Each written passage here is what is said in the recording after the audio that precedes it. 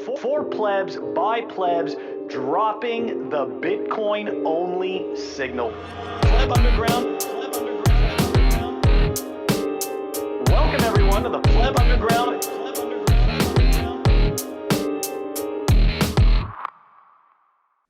Pleb Underground, episode 26, not 27, not 3 to the 3 or 2 to the 4 plus 11. In your ear first, time chain stats, it's the numbers. Satoshi adjusted the difficulty, now flexible encumbers, to keep mu equaling 10, Poisson distribution. When sovereign on layer 2, you must achieve retribution. Against a partner trying to steal, better use the watchtowers. You don't want your funds 6 feet under the flowers. Last week, I had an accident. I may have chipped a tooth. Doctors did the work, you can clearly see the proof. Too long waiting for those 35 facial stitches. I came for the memes, but I'm staying for the riches. Sorry, still working towards those riches, right? Now, antibiotics to fight infection. I got the prescription. My life isn't ordinal. How's that for an inscription? When logic is in place, who cares about attribution? It's about the game theory, not about the flexecution. This past week, I had some fever. Herbal analgesia, the best pain reliever. Medicated high achiever, take a pause, take a breather. Time for recuperation, time for some rest. Prayers coming in to help me through the test. Time for recovery, no need to feel depressed. We're back for another. There ain't no second best. Pleb Underground. Let's go. Walton, absolutely awesome. I'm really glad that that accident wasn't worse. And man, that is an insane story. Joining us today, very special guest. We've got Eric Yakes. He is the author of The Seventh Property, Bitcoin and the Monetary Revolution. Eric, thank you so much for joining us on Pleb Underground, man. What up, dudes? Sweet. All right, he's ready. He's ready for the Pleb Underground. Okay, guys, we are diving into the numbers. Here we go. Yeah, the numbers, of course, by time chain stats. Also, check out time chain calendar for an excellent way to browse the time chain. At the time of this recording, the block height is 775,921. The Bitcoin price, 21,760. Total public Lightning capacity, 5,363.38 BTC. Moscow time, 4596. And the chain rewrite days, 765. All right, guys, for the numbers, we've got, let's go take a look. Got a tweet from Lynn Alden. The U.S. Treasury Department actually published this.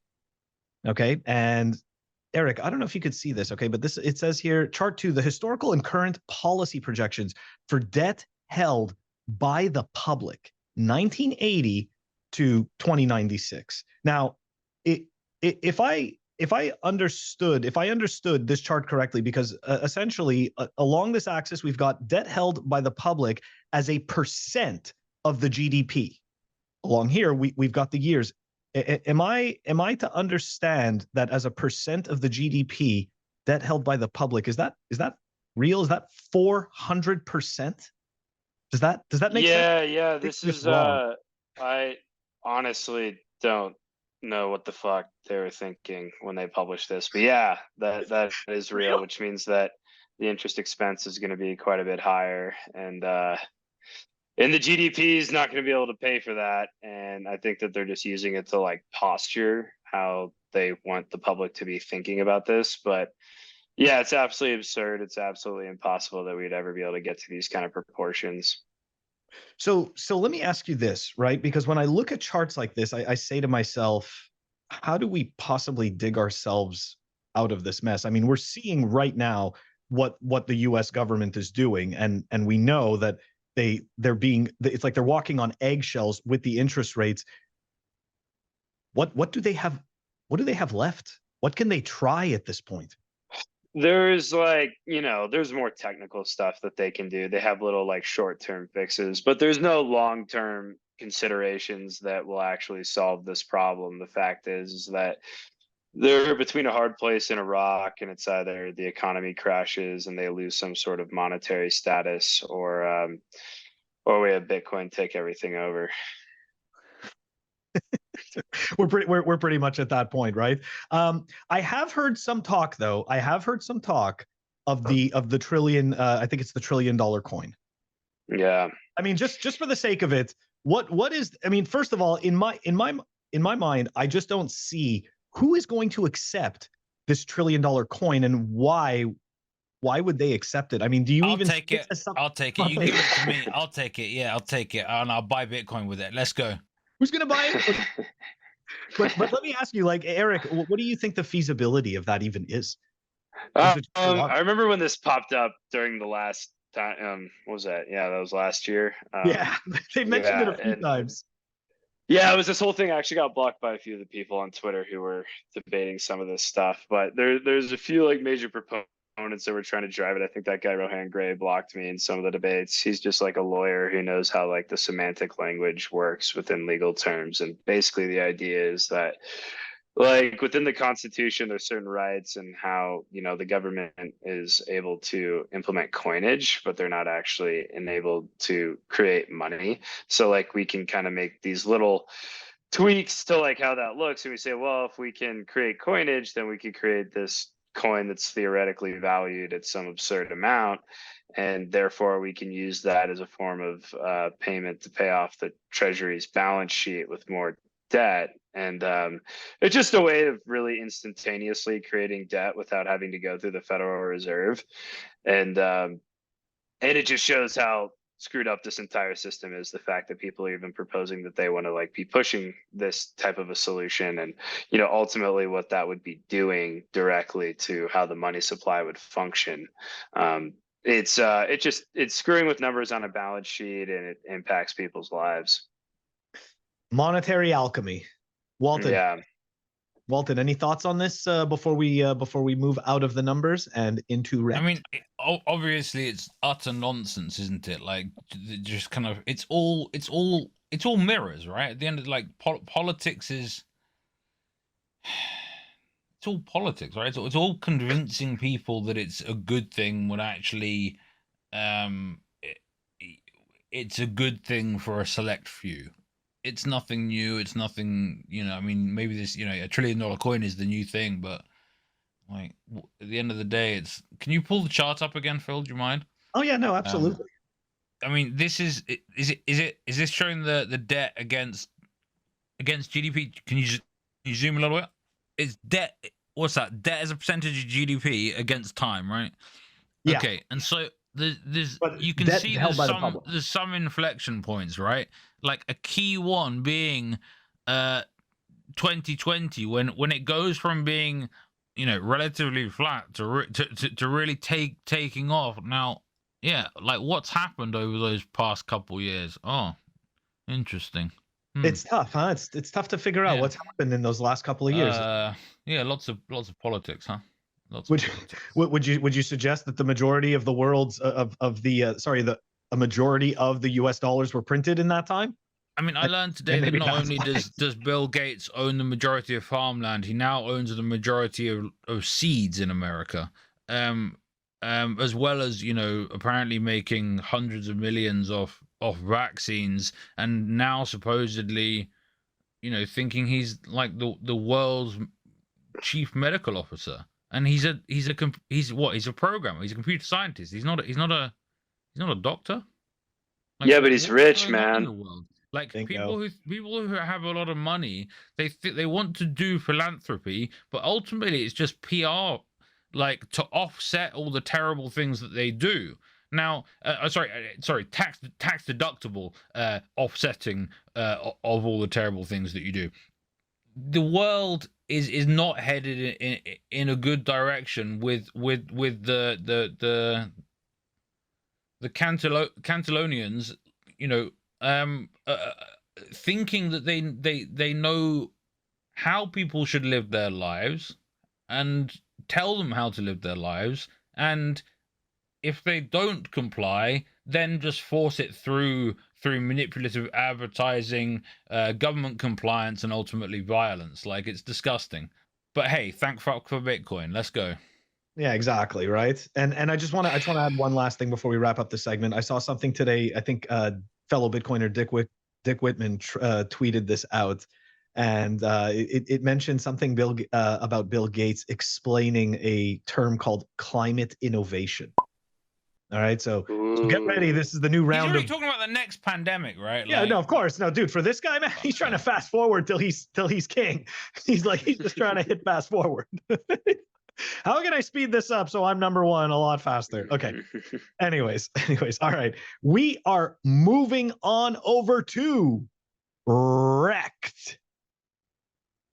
REKT is brought to you by Crypto Cloaks. Check them out, cryptocloaks.com. And they also have a brand new address for Europe, cryptocloaks.co.uk. Use the code PlebUnderground for 5% off. Check it out, guys. I've got the Bitcoin grenade. You can store your open diamond here. Very cool. You can also get the bigger grenade and store a signing device. And pretty awesome, the 3D printed, that's right, the 3D printed Bitcoin astronaut. Check them out, cryptocloaks.com. Use PlebUnderground for 5% off. Guys, so for REKT this week, there's a couple of major stories. First, you can see my face was slightly wrecked last week. I'm in recovery. I'm invincible. Nothing can kill me, not even heavy weights hitting me here. I chipped a tooth. I had a bunch of stitches. Let's go. Like, minor wrecked, but bear markets are for building. If you're gonna lift heavy weights, sometimes the gravity is too much. Things happen. But I've been back in the gym already this week twice, so we keep going. Anyway, next story on REKT, and this one I've been waiting for a long time. This is poetic, righteous. And yeah, maybe it's a bit statist to kind of be in support of this sort of thing, but I don't really care because Bitcoin's actually censorship resistant. So fuck all you shitcoiners. Yeah. Anyway, let's see what old Gary has to say, shall we? So let's see what Gary has to say. What here. does stake have to do with our securities laws? That's S-T-A-K-E, not S-T-E-A-K.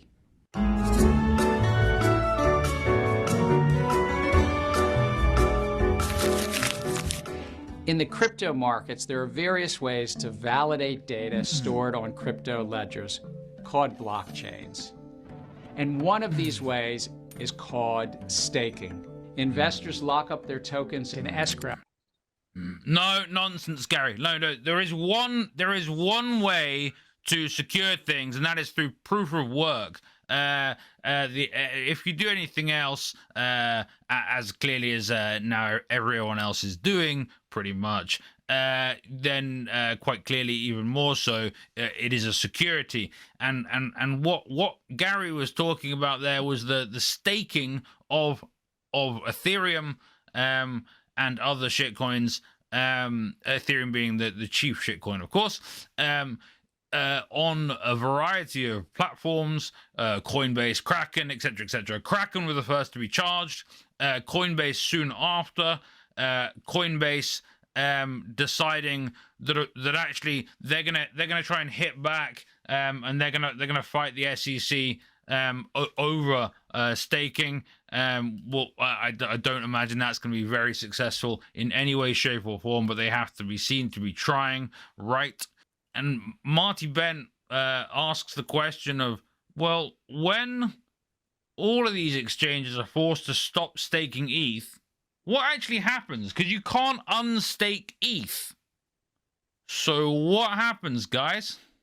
Yeah, I think that I was reading about it, but it's basically like they're going to have some sort of other method where they're effectively they're economically distributing staked assets back to people, which I think will be probably a pretty massive shit show because most of the people involved in this don't know how to operate outside of like an account and exchange anyways.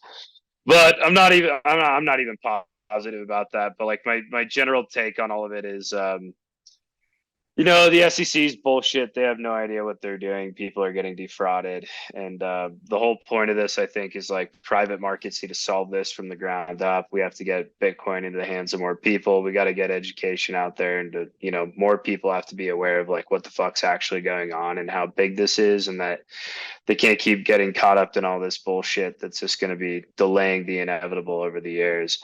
So it's a piece of education. It's all about people need to get a better understanding. Private markets can, fix this. Doesn't mean there's not going to be problems in Bitcoin. And, down the line, we're going to have plenty of issues too, as more and more people start to realize Bitcoin's value. There's going to be companies, there's going to be centralized services. They're going to do bad shit.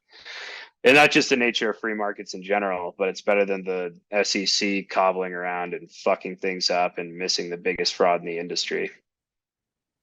No, it's very well said. And actually, while you were explaining that, I was just thinking to myself, okay, so if we look, like, let's say we're looking outside of our echo chamber, right? And we just take a look at this, it almost makes it in a really sly way that the SEC doing this kind of validates their shitcoin use case, even though it's not real. But essentially, by them giving this level of importance to it, it's to say, well, look, see, these are valid products. We just need to regulate them. It's like, no. This is not a freaking valid product. This is absolute garbage. Okay, that it's vaporware that simply just, I mean, look, at the end of the day, it fleeces people and it creates absolutely nothing. Like, it's economic activity for the sake of economic activity with nothing actually tethered to reality. So it actually kind of bothers me, even a like bit, like I'm not saying that they shouldn't have done this, but I just don't think that as Bitcoiners we should have, like, not everybody cheered for it, but I'm just saying there's two sides to this coin, because now there's a whole bunch of shitcoiners that are going to sit there and say, you see, look, we've got a valid product and it's going to be regulated soon, so it's all good, come on board. It's like, no, you misunderstood. Right. I don't know. Yeah, and I think it's tricky because like a lot of these arguments of like, what is and isn't valuable are all just they're all like really theoretical at the end of the day. And like I think that with it's hard to get people deep enough to realize that, sure, like in terms of like either the theory or the technology, there are like, all these bad things that occur in crypto are all wrapped in some sort of truth. Like, it's like there's some sort of concept or idea that people supposedly believe is coming. And I'm not saying that I don't think, nothing valuable has come out of crypto. I think that there are like pretty interesting technologies that have come from being this like super, high time preference form of experimentation. There's like some things. Do I think that they're needed today? Can you give me an example, not really. Eric? Can you give us an example? Yeah, in terms of like with like liquidity pools and flash loans, I think that in the long term, not in the near term, when we start to see financial applications build out that are like Bitcoin native, those are going to be pretty valuable technologies. And like, for people who hate fractional reserve banking, that'll probably be, we're talking about a free market here. I'm sure that we're going to see fractional reserve banking. You can already do that, like with like Fediments and Cashew, right? You can have essentially no, is it? I believe so. Yeah. So it's like it's possible.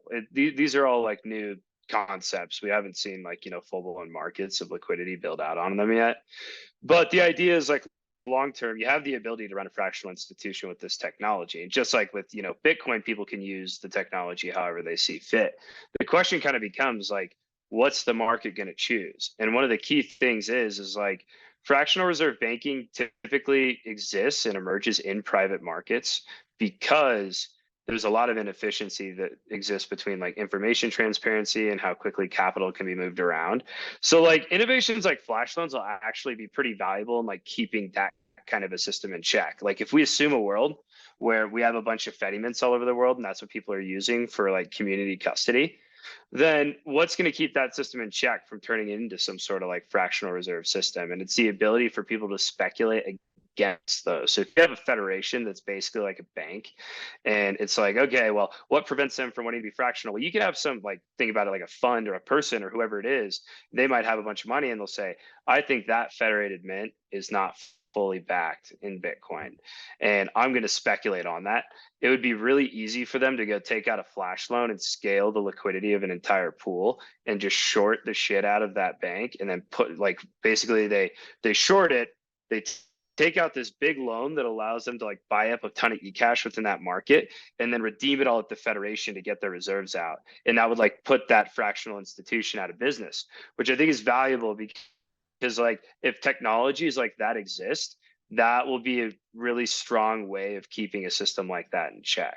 Is very interesting. As you were explaining that, I was thinking to myself, I'm like, Bitcoin changes us, right? Like, we, as Bitcoiners, we all know that saying, and it just made me think, well, so right now we have fiat incentives, so to speak, right? We have a shitty money, so it incentivizes us to try to gain as much of it as quickly as possible so that we could turn it into, put it into an investment vehicle to turn it into more.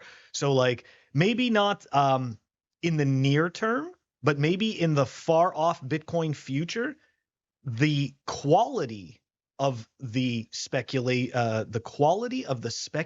assets that we have may be better, because if we imagine a Bitcoin standard, we imagine that, our incentives on Bitcoin are better, so to speak, right? Because we can actually think in terms of low time preference. I'm just making the assumption that maybe the quality of the speculative assets would be better. So, not to say that what you're saying wouldn't happen, but just to say that anytime people would speculate on, any type of technology or any type of product, that possibly it would be of higher quality. Who knows? Yeah. No, I agree with you. I think the whole idea is that we want money to be a form of information and not something that's manipulated. And, like, when money is a form of information that's giving everybody in the market, like, the proper feedback, because it's not constantly in flux all the time, that's really valuable. That decreases malinvestment. And also, when we don't have arbitrarily expanded credit through fiat central banking, that also changes the entire game. Like, right now, a good way, like, when you think about the whole idea of, like, money printing, when we go back to this idea of, like, minting the coin and all that, like, the way that the fiat system works is, like, complex. And I think it's complex for, like, there's a reason that they want it to be so complex. But the idea is, like, if, money gets quote unquote printed by the Fed, or if we have, like, QE or something, does that actually get into the economy and ultimately expand the money supply, which not all the times it does. And the reason that it's not really getting into the economy right now, and this is also caveated with me talking specifically about QE, when we like printed and sent checks throughout the US, like, that money got into the economy. That is inflationary, and that's why we saw all that. But, like, just with, like, QE, it's like QE is basically a way for the Federal Reserve to give banks an incentive to lend more.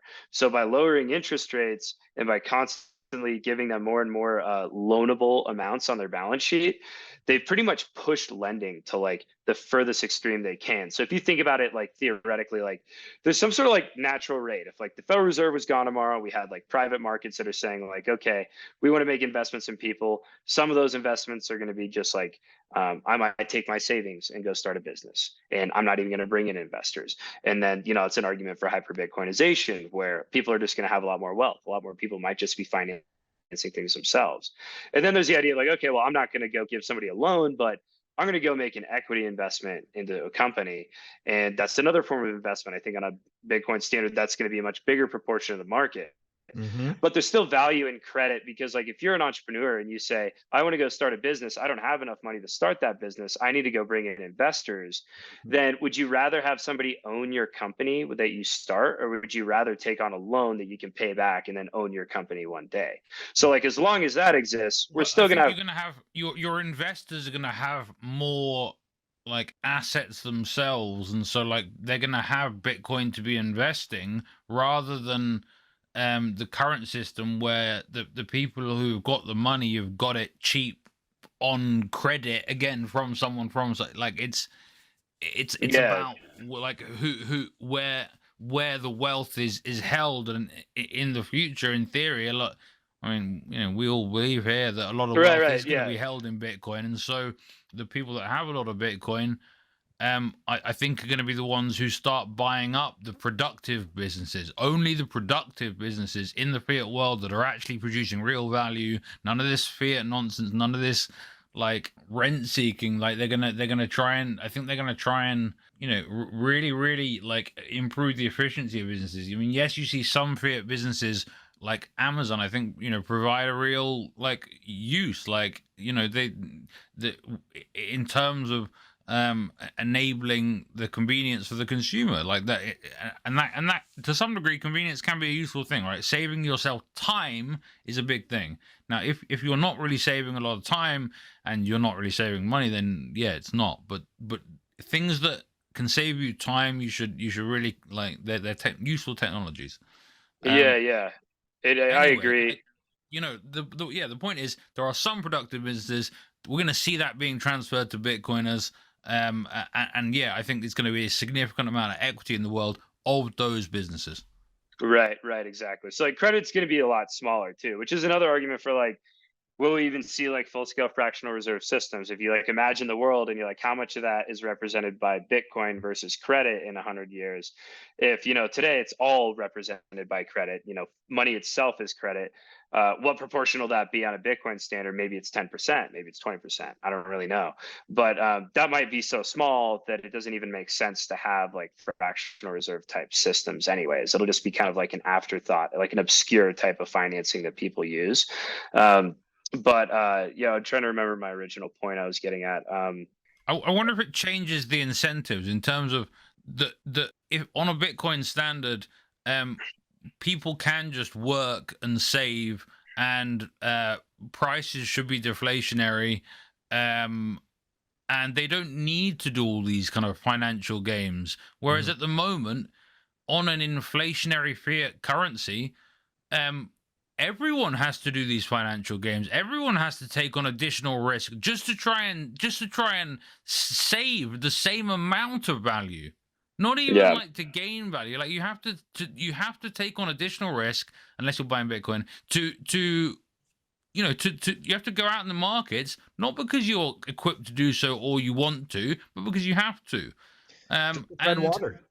that should change. And I think that as a consequence, like if you have all these professionals who do, you know, professionals and tradespeople and all these different people who provide value, if they're just saving in Bitcoin, I don't think they're gonna think, oh yeah, okay, and I need to now have all these equities. I mean, yeah, they start, you know, as they save money, they maybe buy businesses, but that's, again, it's going to be more about what are real revenue streams that are sustainable, and that's the only diversification against Bitcoin there is.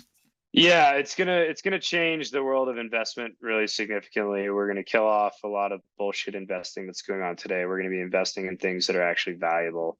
But I think it's kind of like when, you know, like for like Bitcoiners, it's important to, when, you know, it's part of like human nature. Whenever something really bad happens in our lives, we typically and we figure it out. We're like, oh, I did something that was bad, and then we go to the other end of the spectrum and we say, okay, I'm going to stop doing that. When a lot of times the thing is kind of like, oh, we need to be in the middle. It's just like you don't want to overcompensate a certain direction, and I think it's going to be kind of similar to that. It's like there's a lot of ideas in the economy that like fiat money is corrupted and has made like horrible things, and they're nothing what they were originally intended to be.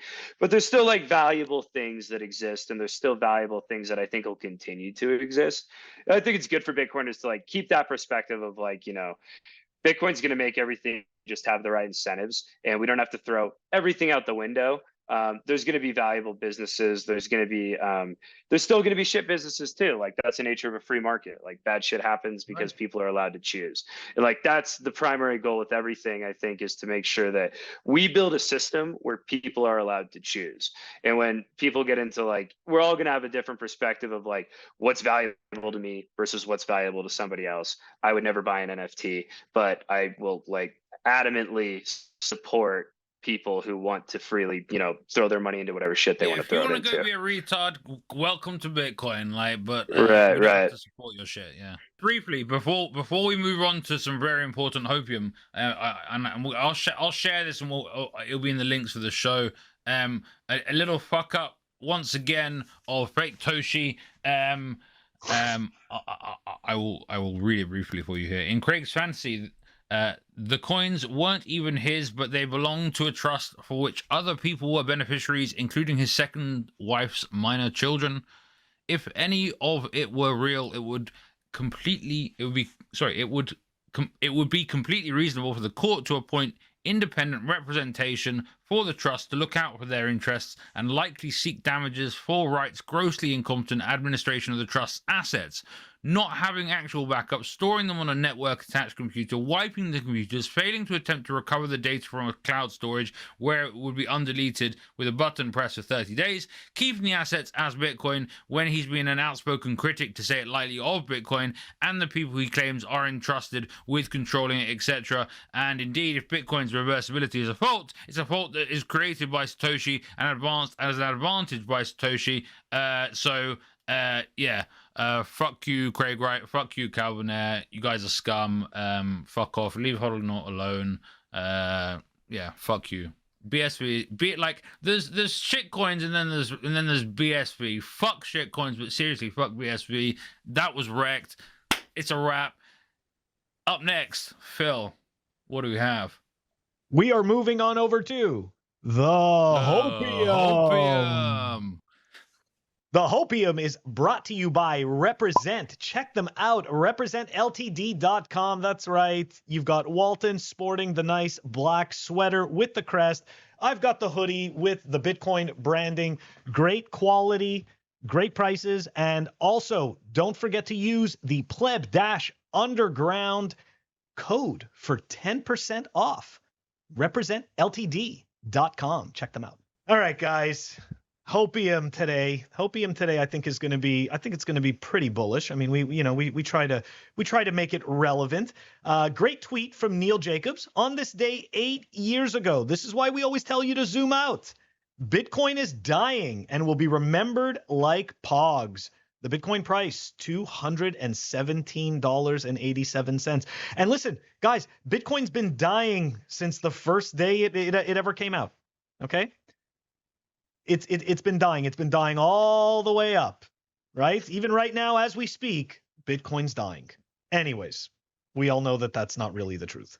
Okay, but the main piece to this story, the main piece, I should say, to Hopium is this right here. One digital asset class will make Bitcoin and cryptos increasingly attractive, says DeVere Group CEO.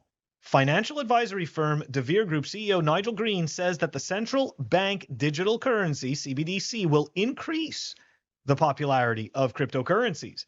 As more and more countries introduce their own CBDCs, I'm confident that the case for cryptocurrency such as Bitcoin will grow stronger. CBDCs might have many advantages, including convenience, efficiency, and transparency. I'm sorry.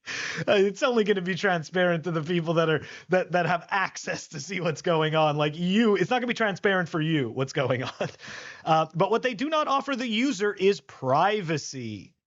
And also censorship resistance. They don't want you to think about censorship resistance, right? They don't want you to think about that. He predicts governments will defend CBDC against the criticism by dismissing privacy concerns as overblown. But it's important to point out that these state-backed programmable digital currencies will provide governments greater oversight of citizens' transactions in real time.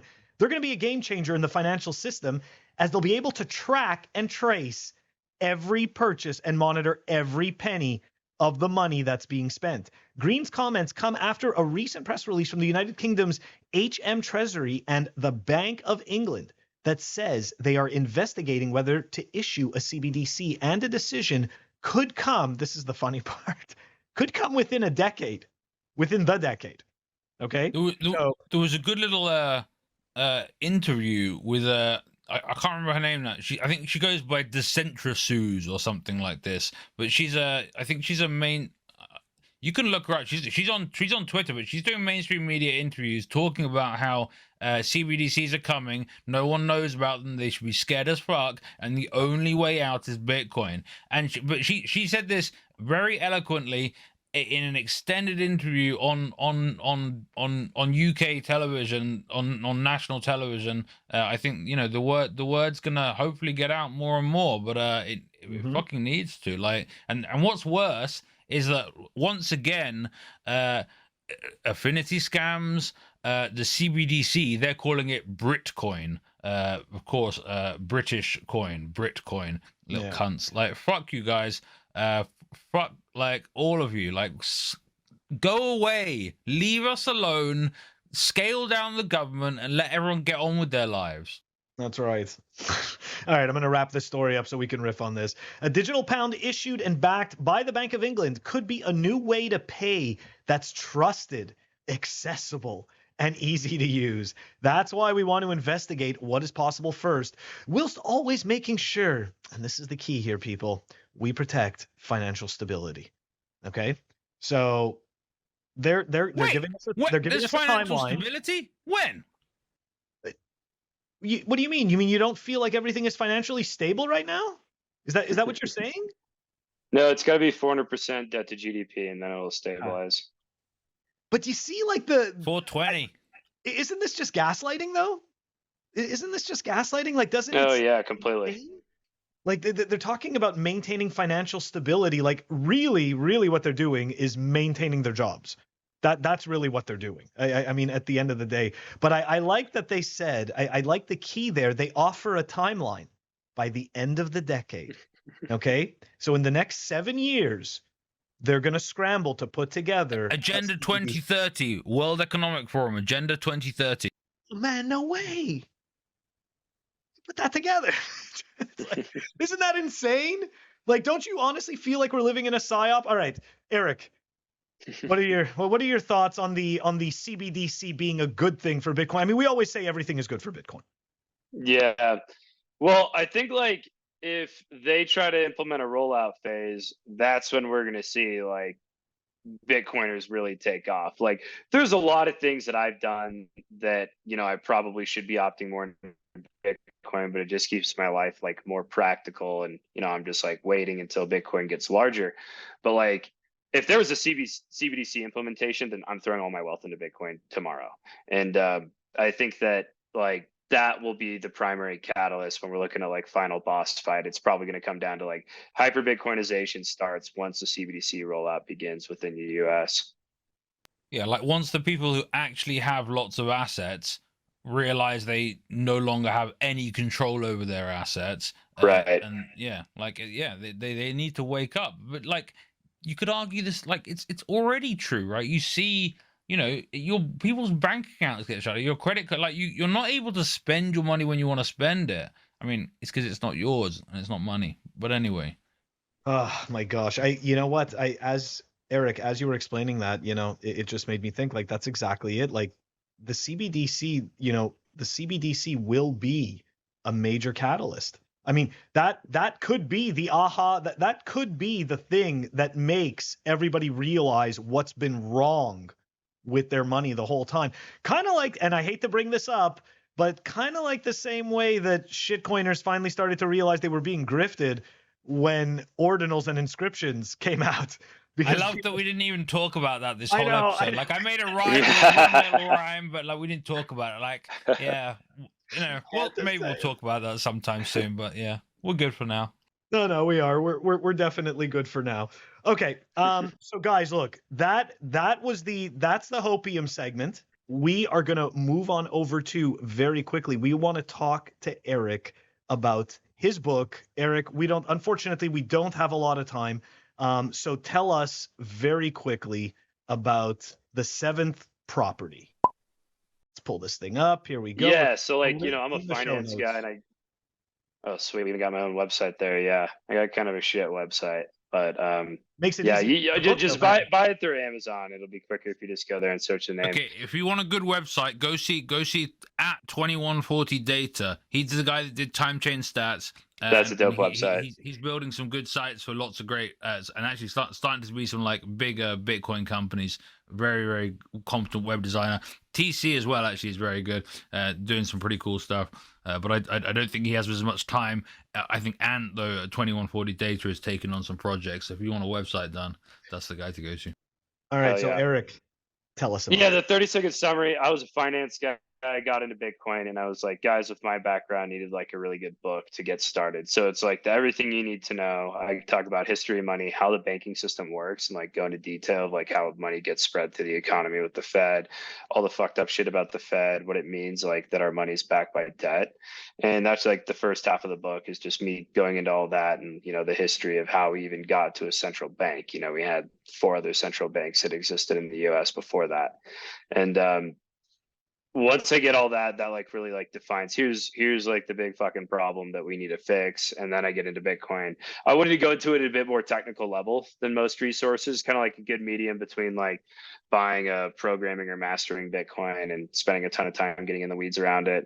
And then also at the other end of the spectrum, you kind of have like higher level overviews of it with like analogies. I explained some things pretty technically, but I found a right balance. If you're somebody who's like serious and you want to understand it, this is probably your best starting resource, I think, and it's going to be the most holistic. And just all the questions I had when I was getting into it, like, what is Bitcoin governance? Like, how does it work with Bitcoin improvement proposals? Who decides this? What are the devs doing every day? Just like all these different questions that I think people have, and that's what I read it for. That is absolutely. What's the best way is that people can fantastic. buy it? Amazon. Just search the title. You can follow me on Twitter. Check out the Twitter account. I got a link there too. So All right, like guys. I said, you know, Amazon is a good company. It's convenient, apparently, not just for people buying stuff, but also for people selling stuff. If you guys build a business that provides real value to people in the real world, you can make some money. Maybe not as much as Bezos, but hey, no one does, right? So don't forget to check out Eric's book, The Seventh Property. And guys, this wraps up the weekly episode of Pleb Underground. Don't forget to like and subscribe and check us out on our audio-only platforms, Apple Podcasts, Spotify, and Anchor. If you want to stream us sats, check us out on fountain.fm. Walton, how do we end this? Fuck shitcoins. That's right. Fuck shitcoins, everyone. Catch you all next time.